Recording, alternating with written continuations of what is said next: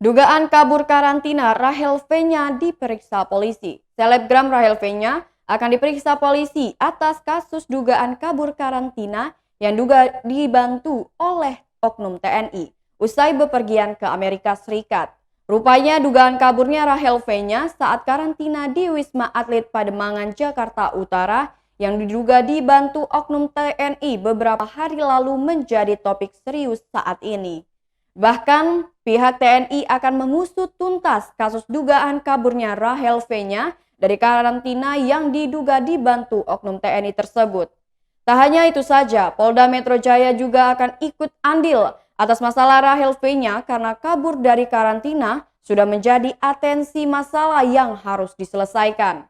Kepala Bidang Humas Polda Metro Jaya, Kombes Pol Yusri Yunus menegaskan, pihaknya sudah mengirimkan surat pemanggilan kepada Rachel V-nya untuk dimintai keterangannya pada Kamis 21 Oktober 2021. Yusri menyebut bahwa pihak Polda Metro Jaya masih melakukan pendalaman kasus dugaan kaburnya Rachel V-nya dari karantina di Wisma Atlet Pademangan yang diduga dibantu oleh oknum TNI. Yusri Yunus melihat hasil pemeriksaan Rachel V-nya Kamis depan untuk menentukan apakah kasus dugaan kabur dari karantina bisa dilanjutkan ke tahap penyidikan atau tidak.